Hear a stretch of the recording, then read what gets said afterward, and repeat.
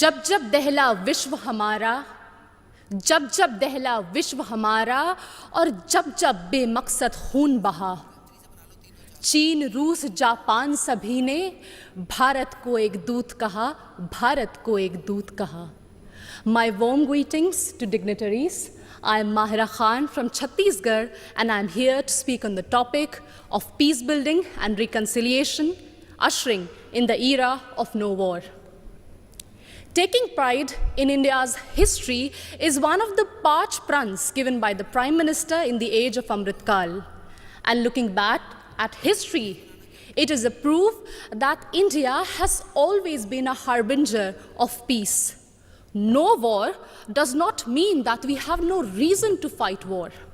It only means that we give importance to peace by following values of compassion and forgiveness. It was the value of compassion that even after winning the war in Kalinga, Samrat Ashok decided to never wage a war and spend his entire life to preach the message of peace to countries as far as Greece. It was the value of forgiveness that even after the British sent our soldiers to world wars and our farmers to famines, Mahatma Gandhi still chose ahimsa and satyagraha for independence. Taking inspiration from India, Nelson Mandela also chose to forgive the apartheid regime in South Africa. My dear audience, like this year's theme, India for the World, India not only preaches but also practices Vasudhaiva Kutumbakam. In India's G20 presidency, we advocate for a multilateral world in which no one country dominates another country. When China dominated Indo-Pacific, India rushed to help and support ASEAN countries. It acted east. When Sri Lanka needed loans, India was the first to give assurance to IMF. It showed that we believed in neighborhood first. And when Turkey, Syria were hit by deadly earthquakes, India rushed for their aid. It showed our brotherhood. Remember, in 1945, after testing the first atomic bomb, Oppenheimer quoted from Bhagavad Gita, "Now I have become death, the destroyer of worlds."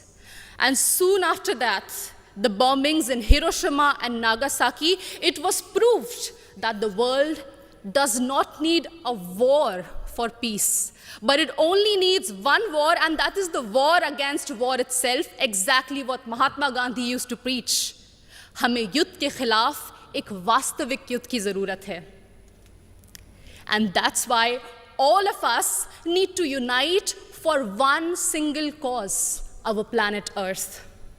The conflicts in West Asia, Africa, and the constant quest for world dominance between USA and China are doing no good for sustainable and equitable development.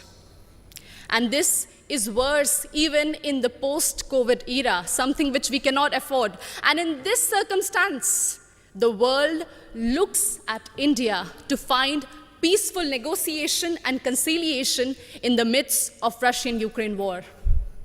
As the voice of Global South, we believe that few rich countries which have caused maximum war and pollution in the last century should pay for their mistakes by helping and not holding back technologies from poor countries.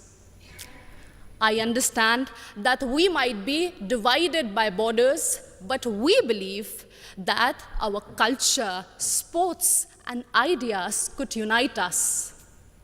And in this condition, the world looks at International Solar Alliance for an equitable solution to green energy transition. Our jawar, bajra, and ragi are being celebrated as superfoods in the world today. And the world looks at Ayush for a healthy lifestyle. My dear audience, when one youth from Naxal-affected area of Abujmar in Chhattisgarh can strive and participate in international football, it inspires so many of us to strive for a home that is free of conflict and full of opportunities and growth. In us, in each of us, lies immense ability to solve any internal or external conflicts through peace, passion, and compassion.